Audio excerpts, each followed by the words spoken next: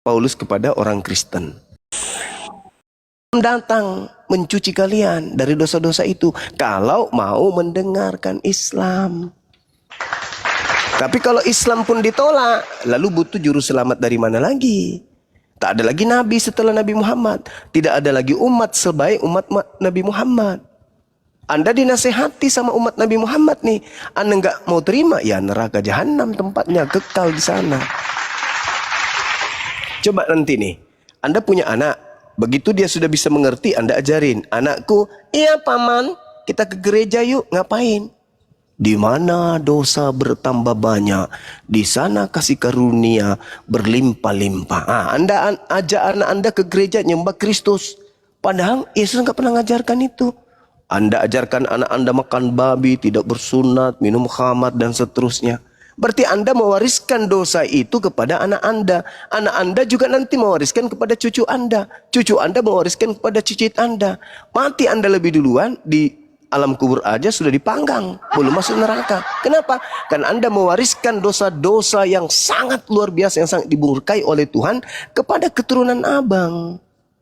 Seperti itu saudaraku, haleluya. Haleluya, haleluya. Semoga kasih karunia berlimpah-limpah atas kita semua. Ya gini dia bang,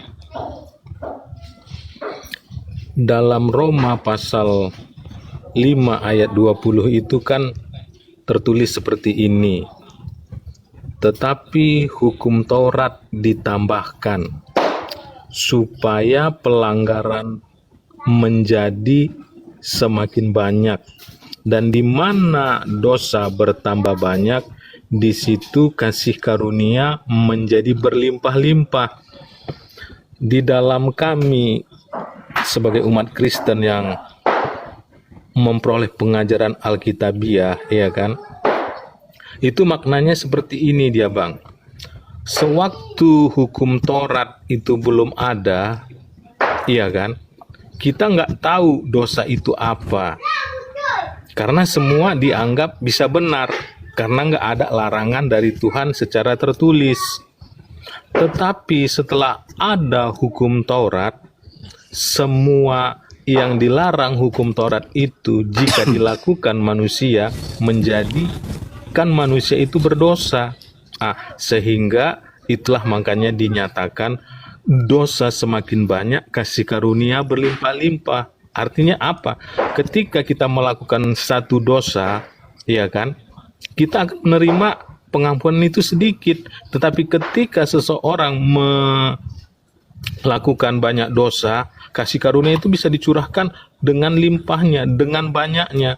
Misalnya kalau hanya satu dosa yang ada di dunia ini, berarti kasih karunia itu hanya sedikit. Tapi kasih karunia itu menjadi berlimpah-limpah karena ada banyak dosa. Misalnya ada dosa pembunuhan, ada dosa pencurian, ada dosa dusta, ada dosa tipu daya, ada dosa menyembah Allah. Jadi banyak dosa.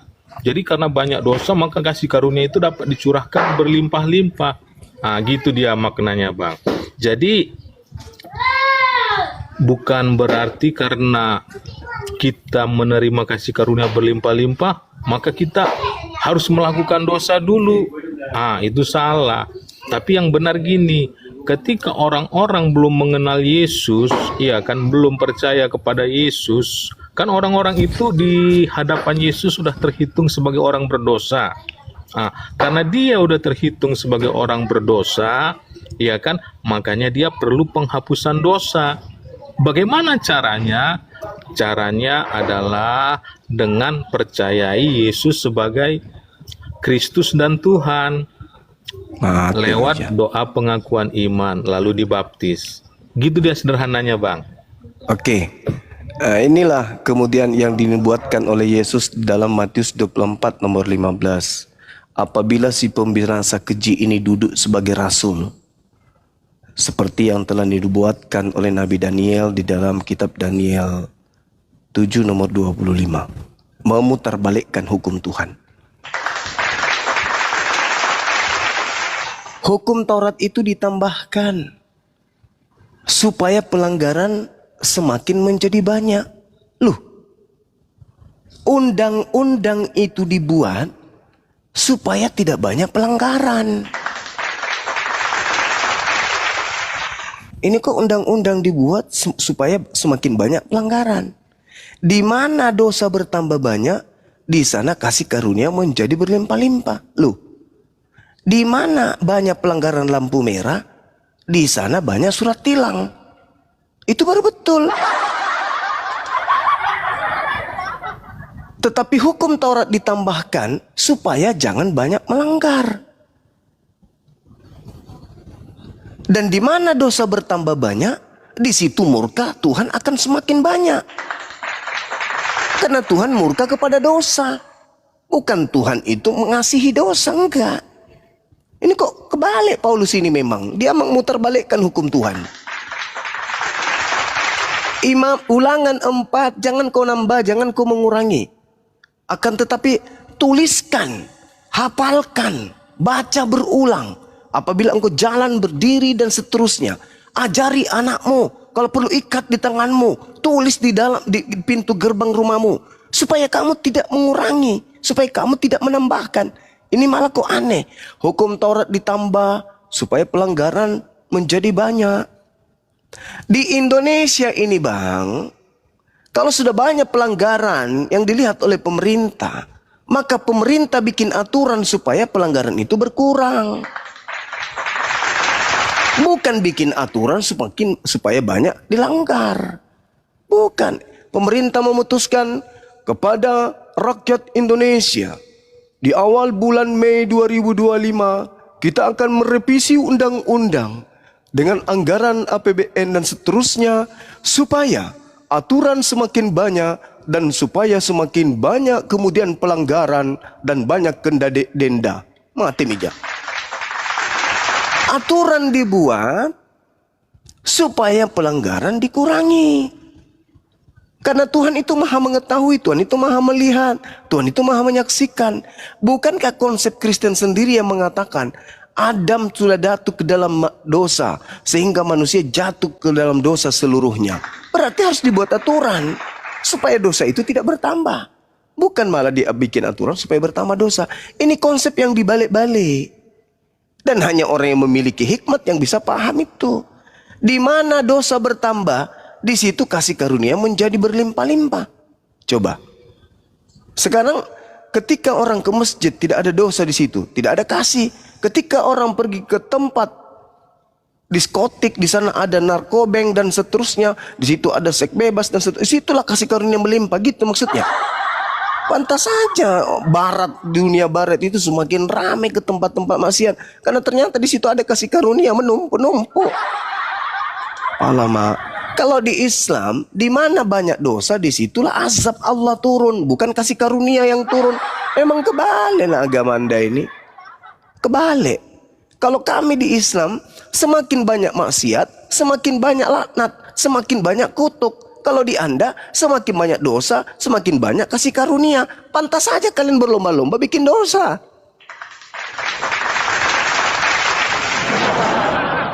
Kan lucu, kitab Anda ini memang lucu. Tuhan di dalam kitabnya orang Yahudi mengatur sedemikian rupa agar damai hidupmu, agar terus hidupmu. Coba dalam Yeremia 31 tuh. Aku akan mengadakan perjanjian dengan Bani Israel dan Bani Yehuda. Apa itu perjanjiannya, Pak? Aku akan menanamkan ke dalam batin setiap Bani Israel hukum Taurat, agar mereka bisa hidup. Makanya salah konsepsi Paulus ketika dia mengatakan Kristus telah menebus Kristen dari kutuk hukum Taurat. Sejak kapan Taurat itu kutuk? Justru yang tidak melakukan hukum Taurat itulah yang kutuk. Yang tidak melakukan hukum Taurat itulah yang kena kutuk. Ulangan 27 nomor 26. Terkutuklah orang yang tidak menepati perkataan dengan perbuatan di dalam hukum Taurat.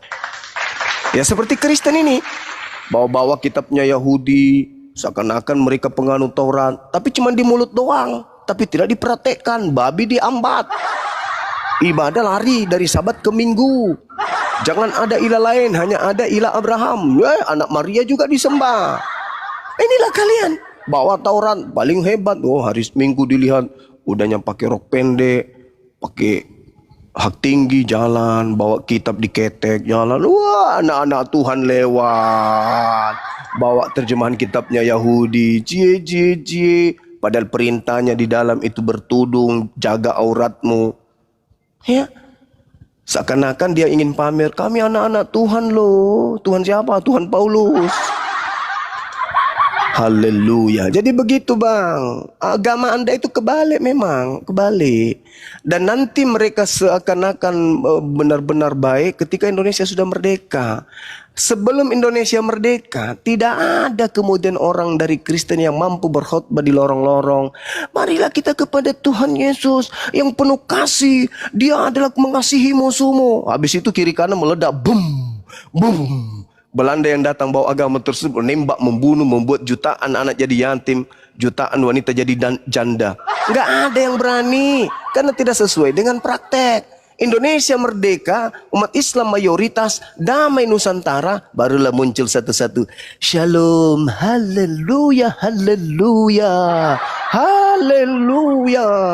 Tuhan mengasihi kita. Tanah pertiwi ini diberkati Tuhan. Haleluya, haleluya. Oh, Indonesia sudah merdeka, cayu, telat bangun kalian. Kelamaan diketek penjajah kalian. Udah merdeka Indonesia, baru kalian sopan lewat. Permisi tante, mau kemana? Mau ke gereja. Kami anak-anak Tuhan damai sejahtera. Nenekmu kiper. Kuburan 40.000 jiwa masih panas kaf nisannya. Tapi ya nggak apa-apa lah, ya silakan dengan agama saudara. Cuman lucu kalau Anda membantah kitab Anda sendiri. Demikian.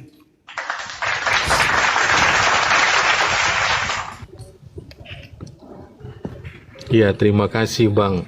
Haleluya, haleluya, haleluya.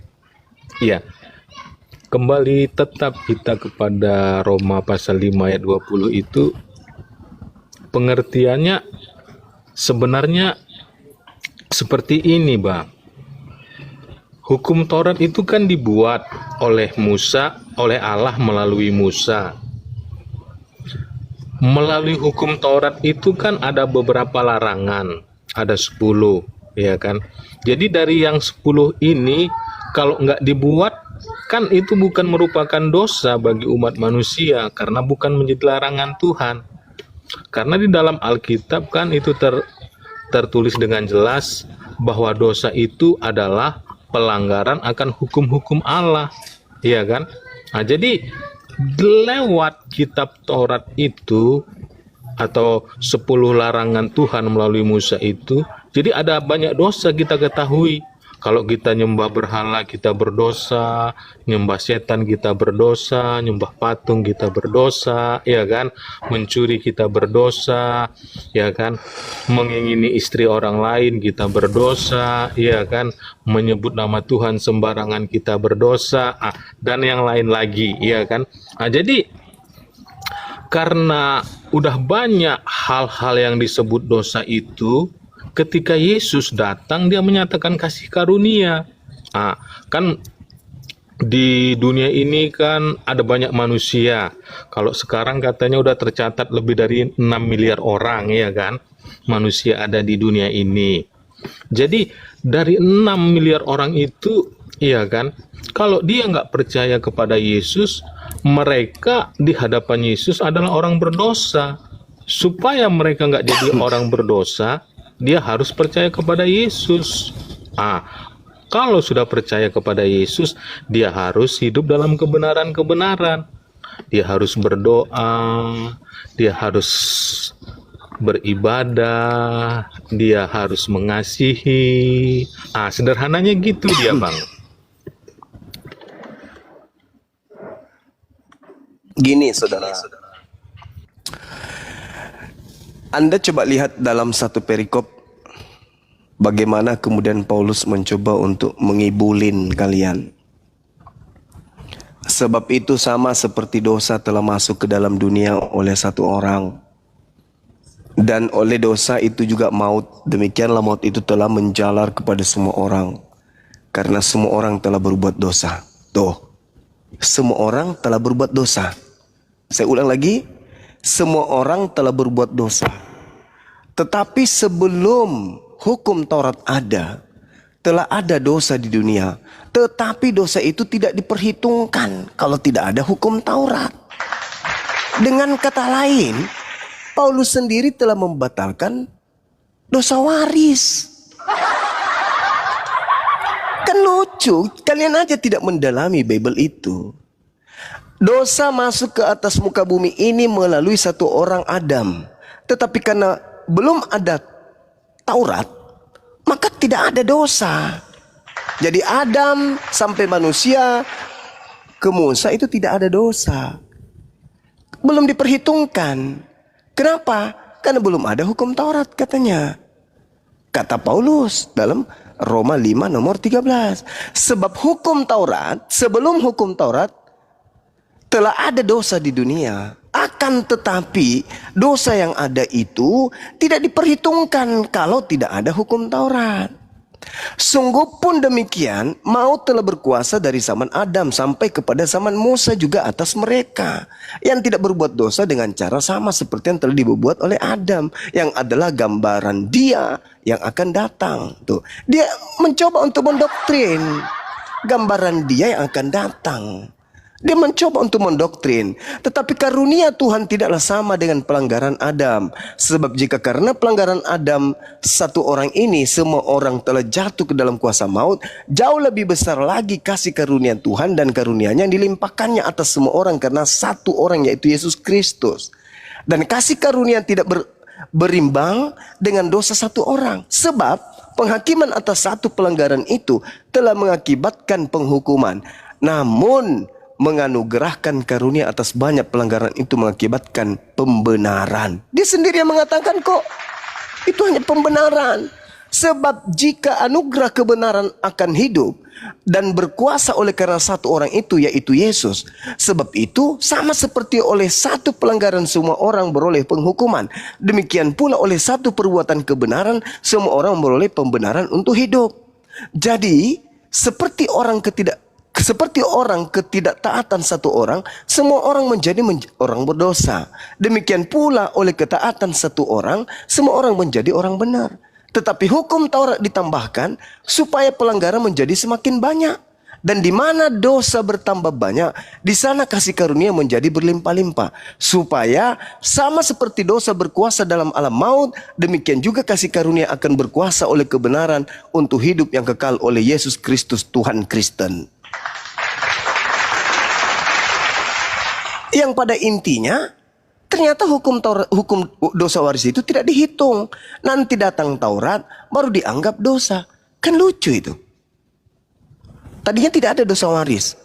Tapi begitu ada hukum Taurat, barulah kemudian dikatakan bahwasanya ada dosa. Artinya apa? Artinya apa? Ketika muncul konsep yang diajarkan oleh Paulus, dulu kesimpulannya saya katakan gini, dulu sebelum ada hukum Taurat, orang mau berzina, orang mau apapun, merampok, membunuh, memperkaos, mencuri, ya, itu tidak dihitung dosa. Itu kata Paulus.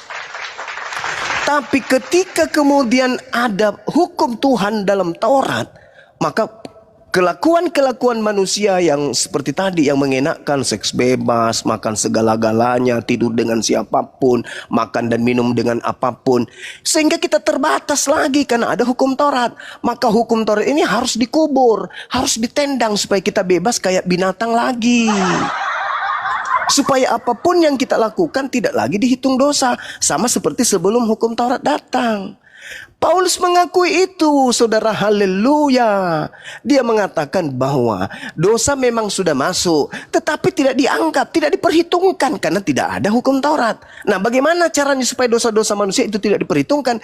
Hukum Taurat ini harus dibakar habis. Hukum Taurat ini harus dibatalkan habis. Supaya apa? Supaya manusia hidup bebas kembali sama seperti binatang.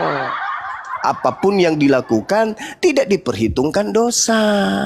Itu dalil, saudara. Haleluya. Jadi Paulus ini datang sama seperti iblis. Iblis datang menggoda Adam untuk meniadakan larangan.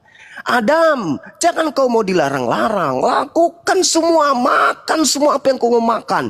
Minum semua apa yang kau mau minum. Bohong itu kalau kau makan ini kau mati hari ini. Bohong, jangan percaya, makan semua.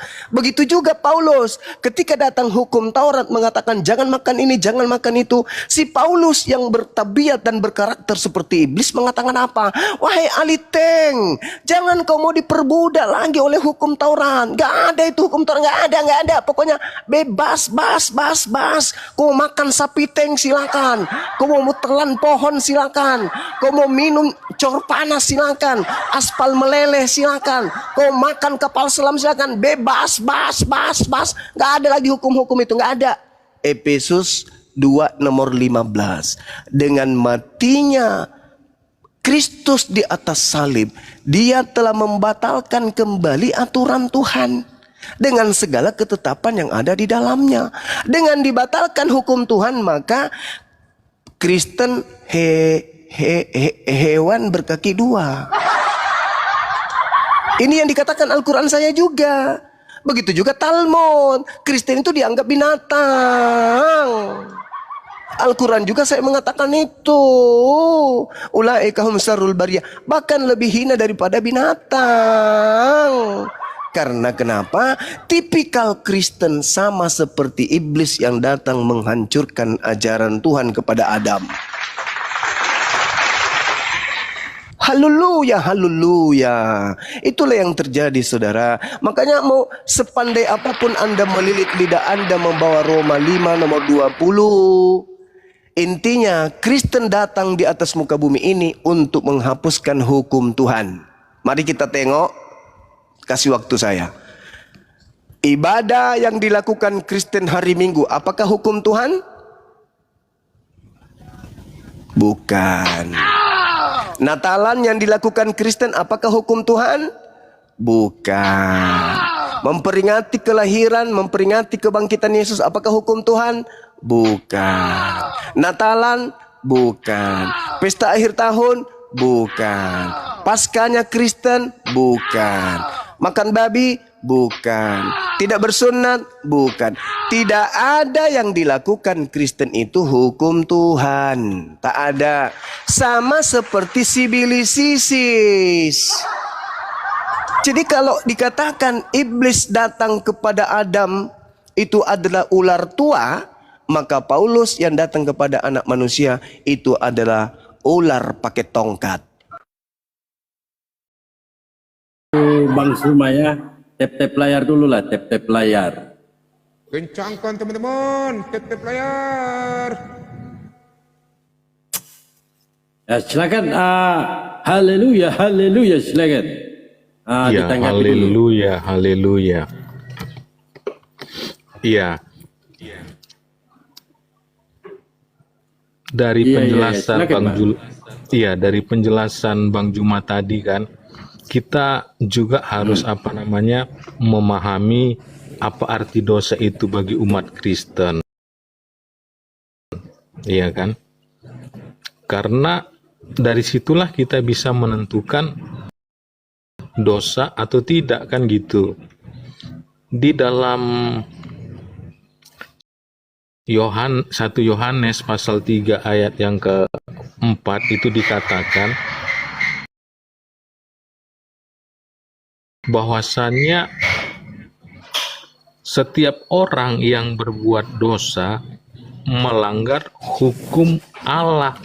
Berarti pelanggaran terhadap hukum Allah itu adalah dosa. Kenapa orang Kristen mengatakan bahwa orang-orang yang hidup di dunia ini mengalami dosa waris? Karena Adam dan Hawa melanggar hukum Allah. Hukum mana yang dilanggar? Hukum jangan memakan buah kehidupan. Itu dia. Tanggapi benar bos, sedikit boleh ya? Masuk ya, benar dikit aja ya.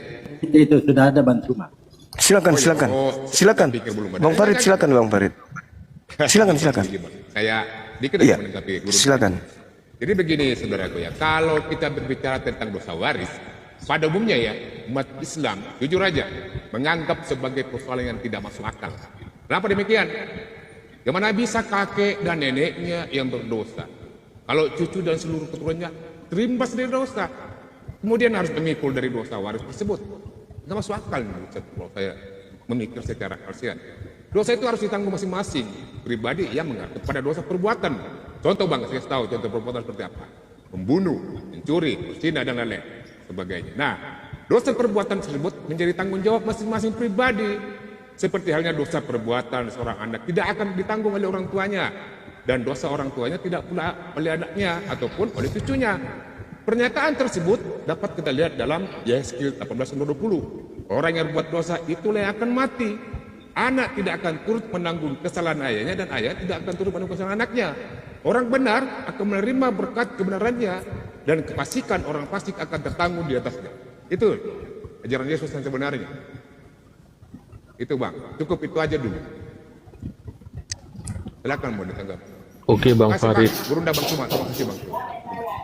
Ya, terima kasih. Haleluya, haleluya. Ya. Iya. Kalau menanggapi penjelasan Bang Farid, ya kan? Sebenarnya dalam kitab Taurat itu ada juga dijelaskan tentang dosa waris. Tapi dia hanya sampai keturunan keempat. Nah, jadi dosa waris itu sebenarnya dalam hukum Taurat sudah ada dia, Bang. Nah, karena gini, masa kita mau terima warisan dari orang tua kita, tapi kita nggak mau menerima warisan dosanya? Sederhananya gitu dia, Bang.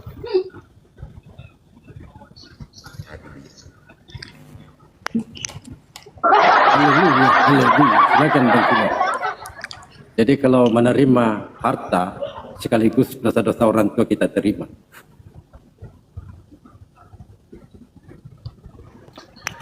Bang PS gini maksudnya, kalau kita sebagai manusia kan senang menerima harta warisan dari orang tua.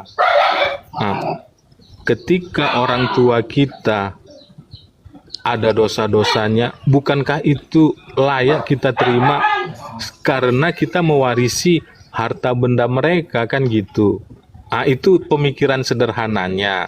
Tapi kalau kita kaji lebih dalam sih ada banyak-banyak hal yang bisa disebutkan kepada dosa waris itu. Gitu dia Bang PS. Saya minta datanya Nabi Adam Silakan Gurunda. kena kutuk. Saya minta datanya itu, Bang. Di ayat mana dikatakan Nabi Adam dikutuk? Enggak ada, kalau tembak bahas data bang, enggak ada. Kita Bang, memberikan silakan edukasi Gurunda saja Bang yang di Suma bawah. ditanggapi bang. Gurunda Bang Iya, Suma. baik. Jadi sebenarnya Anda harus mencermati Keluaran 34 nomor 7 itu. Itu bisa saja saya mentafsirkan liar, tapi lebih kena maknanya. Karena tidak cocok dengan pemberkatan yang dilakukan oleh Tuhan di dalam Kejadian 5 nomor 2.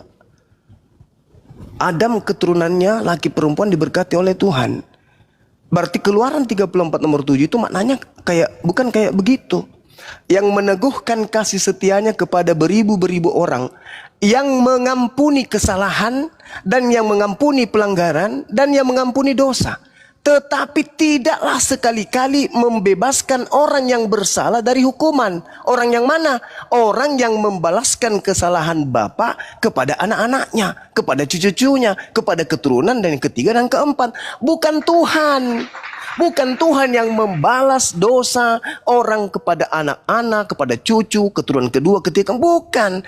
Tuhan justru tidak sekali-kali membebaskan orang yang bersalah dari hukuman, yang membalaskan kesalahan bapaknya kepada anak-anaknya, kepada cucunya, kepada keturunannya, dan ketiga dan keempat. Maksudnya kalau ada orang yang dendam kepada bapaknya, kepada cucunya, kepada ini dan seterusnya ke bawah, itu Tuhan tidak sekali-kali membebaskan orang yang bersalah tersebut dari hukuman, karena dia pendendam. Bukan Tuhan yang membalas kepada keturunan kedua, ketiga, keempat dan seterusnya, bukan. Anda jangan mentafsirkan seenak perut, tapi harus Anda kemudian melihat konteks ayat itu yang meneguhkan kasih setianya kepada beribu-ribu orang. yang mengampuni kesalahan, yang mengampuni pelanggaran, dan yang mengampuni dosa, tetapi tidak sekali-kali membebaskan orang yang bersalah dari hukuman. Siapa orang yang tidak dibebaskan dari hukuman ini? Orang yang membalas dendam kesalahan bapak kepada anak-anaknya, kepada cucunya, kepada keturunan ketiga dan keempat. Itu makna yang sebenarnya. Baru cocok dengan tidak adanya temuan di dalam kitabnya orang Yahudi bahwa Tuhan mengutuk Adam dan keturunannya. Itu yang pertama. Yang kedua, kawan, Anda tidak bisa membantah. Paulus ini adalah sibilisisis yang dinubuatkan oleh Yesus sebagai penyesat. Kenapa? Karena dia membatalkan semua hukum Tuhan. Iblis datang tujuannya apa? Membatalkan hukum Tuhan. Paulus datang tujuannya apa? Menjual Yesus. Membatalkan hukum Tuhan. Coba Anda lihat tuh. Di Efesus 2 nomor 15. Dengan matinya Yesus, dia telah membatalkan hukum Taurat. Dengan segala ketetapan perintah yang ada di dalamnya. Saya mau tanya kepada saudara. Dari mana Paulus mendapatkan pernyataan ini? Siapa yang mengajarkan Paulus mengatakan hal tersebut?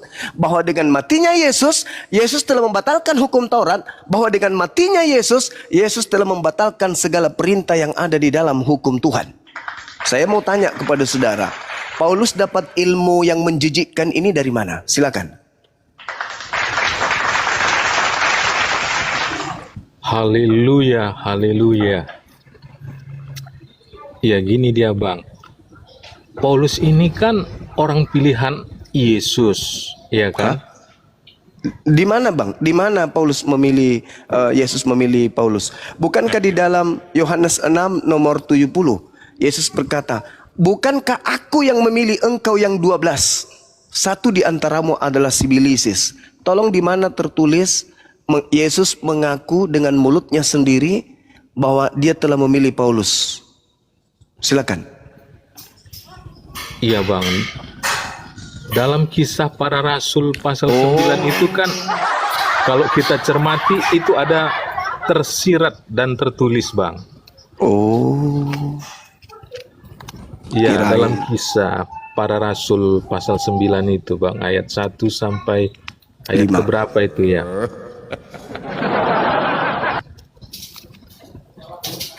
Paulus dengan indahnya, dengan mudahnya, dengan matinya Kristus di tiang salib, dia telah membatalkan hukum Taurat. Sementara Yesus mengatakan, barang siapa yang meniadakan, bukan membatalkan lagi, meniadakan, meskipun yang paling terkecil, lalu mengajarkan kepada orang lain, maka dia akan menempati tempat terhina di kerajaan langit. Loh, Paulus bukan cuma bagian kecil, seluruhnya dibatalin. Apa bedanya dengan sibilisis yang datang kepada Adam? Ketika kemudian Adam berhasil direcoki oleh iblis, iblisnya tepuk tangan. Ketika kemudian iblis berhasil menghapuskan hukum-hukum Tuhan, siapa yang tepuk tangan? Iblis dan Kristen. Coba saya kasih bukti. Kisah para Rasul 6 nomor 16 sampai nomor 18. Yang memproklamirkan kerasulan Paulus di situ siapa? Iblis. Yang melantik dan memilih Paulus kemudian menjadi utusan. Siapa? Ya iblis yang datang kepada gurun. Akulah Yesus yang kau aniaya. Itu bukan anak Maria itu bang. Itu sibilisis itu. Makanya Yesus berpesan kepada muridnya, waspadalah kepada penyesat yang datang kepadamu dengan memakai namaku dan berkata akulah Kristus. Berarti penyesat itu berkata apa? Aku Yesus Kristus. Jadi apabila ada orang berkata kepadamu ada Yesus di sini, ada Yesus di sana, jangan kau percaya. Camkanlah, aku sudah mengatakannya terlebih dahulu kepadamu. Jika ada orang yang berkata bertemu dengan Yesus di padang gurun, bertemu Yesus di dalam bilik rahasia, jangan kamu percaya. Sebab Kristus palsu dan nabi-nabi palsu akan datang, banyak melakukan mujizat, sekiranya mungkin menyesatkan orang-orang pilihan. Nah, siapa yang datang kepada Paulus? Memenuhi penyesat itu tujuannya apa? Menghapuskan hukum Tuhan.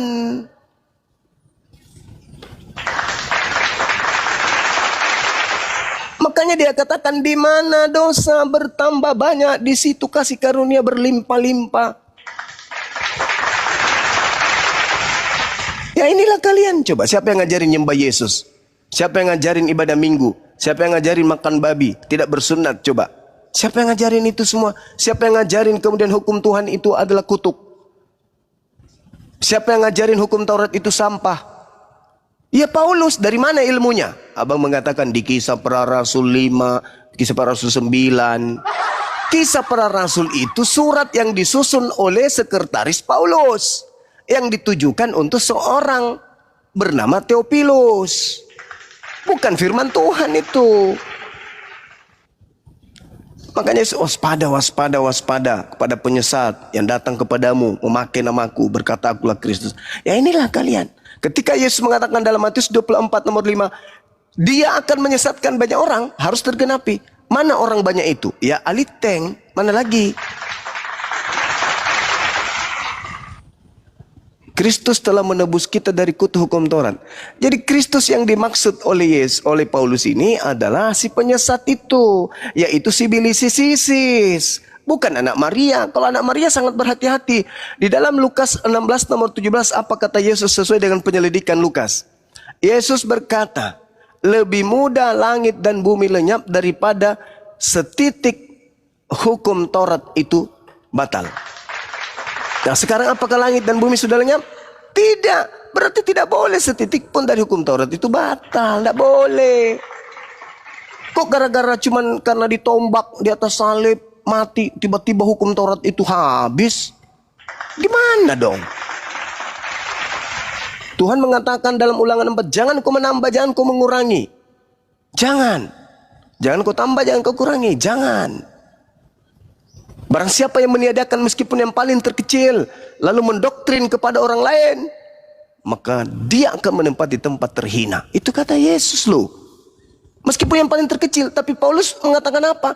Dengan matinya Yesus di atas tiang salib, dia telah membatalkan hukum Taurat beserta segala ketetapan ketentuan yang ada di dalamnya. Maka yang tepuk tangan siapa? Itu tadi Anda mengatakan sudah ada hukum, tapi hukum dosa itu tidak dihitung. Kenapa? Karena belum ada hukum Taurat. Makanya harus hukum Taurat ini dihilangkan supaya kita bebas melakukan apa saja. Makanya Paulus itu mengatakan segala sesuatu halal bagiku, segala sesuatu boleh untukku, segala daging boleh kau makan. Semuanya bisa, semuanya tak ada lagi larangan. Nah itulah saudara. Coba Anda lihat di Kolose 2, apa kata Paulus? Karena itu janganlah kamu biarkan orang menghukum kamu mengenai makanan dan minuman. Janganlah kamu dihukum karena hari raya, bulan baru atau hari Sabat. Jangan. Semuanya itu hanyalah bayangan dari apa yang harus datang, sedang wujudnya adalah Kristus. Saya coba lihat. Jangan lagi kau mau diatur tentang makanan minuman. Jangan lagi kau mau diatur Natalan segala macam. Pokoknya kau bikin saja yang membuat hatimu senang. Karena semuanya itu hanya merupakan bayangan akan datangnya Kristus. Kristus siapa yang ente maksud Paulus? Kristus yang datang kepadaku dong. Yang bukan manusia dong. Yang berkuasa atas dunia ini dong. Siapa yang diberi kuasa atas dunia ini? Ya si Bilisisis. Makasih Akhizul.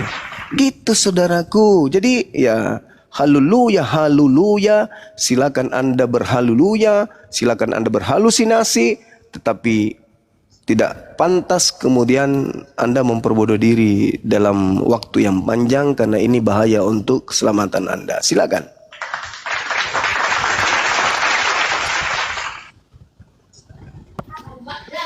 Haleluya, haleluya.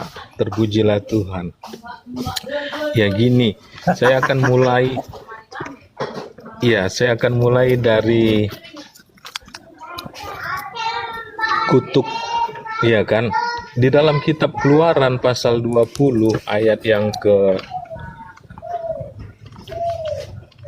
yang kelima dikatakan gini, jangan sujud menyembah kepadanya atau beribadah kepadanya, sebab aku Tuhan Allahmu adalah Allah yang cemburu, yang membalaskan kesalahan kepada bapa, kepada anak-anaknya, kepada keturunannya yang ketiga dan keempat dari orang-orang yang membenci aku. Nah, jadi sesungguhnya yang membalas hukuman kepada anak-anak itu adalah keturunan yang keempat, ya kan?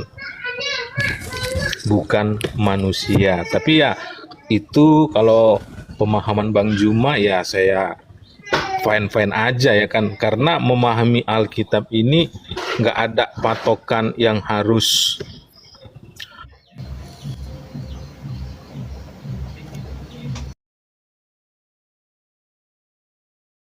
10 supaya kita dapat nilai 8, supaya dapat nilai A atau selainnya, ya kan. Tapi memahami Alkitab ini adalah supaya kita beroleh pengampunan dosa, beroleh keselamatan, dan boleh melakukan hal-hal yang baik di dunia ini. Ya gitu dia. Nah, saya akan juga masuk kepada Paulus, ya kan. Karena Paulus ini memang orang pilihan Allah, ya kan. Kenapa dia pilihan Allah? Seperti saya katakan tadi, dia telah ditentukan seperti yang tertulis dalam kitab Kisah Para Rasul pasal 9 ayat yang ke-15. Jadi dia merupakan alat pilihan Allah. Dan Paulus itu bukan mengajarkan hal-hal yang tidak baik. Sebenarnya Paulus itu mengajarkan hal-hal yang baik, ya kan? Seperti yang tertulis dalam 1 Korintus pasal yang ke-6 ayat yang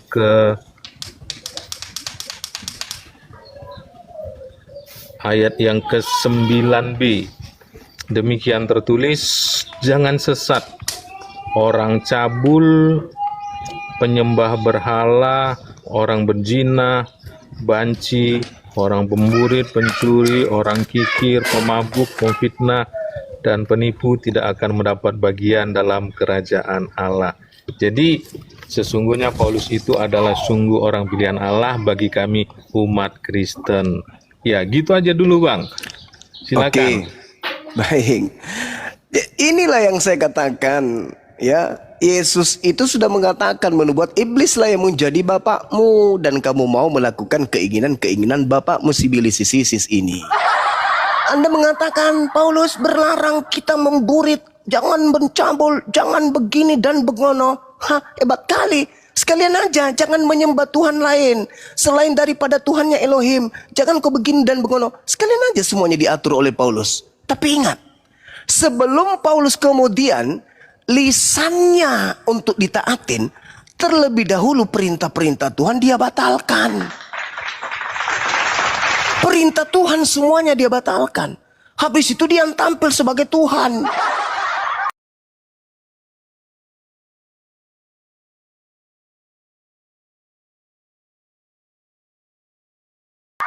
Jangan kau berzina, padahal sudah lebih dulu diajarkan oleh Tuhannya orang Yahudi. Jangan kau berzina, jangan kau bersaksi palsu, tapi dibatalin. Habis itu dia daur ulang.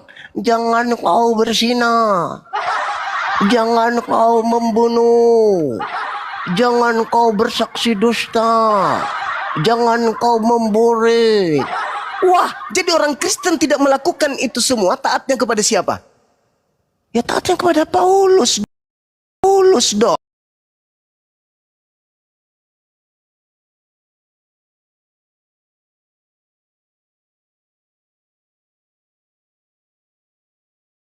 Paulus dong.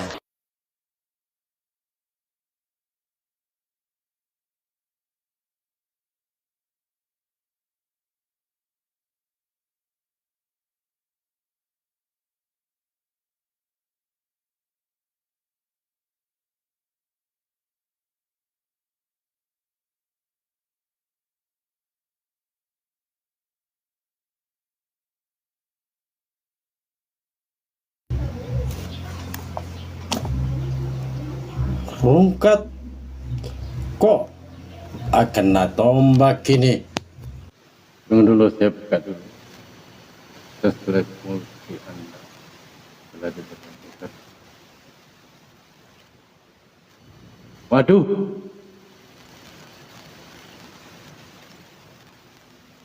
Ini nggak bisa menaikkan tamu.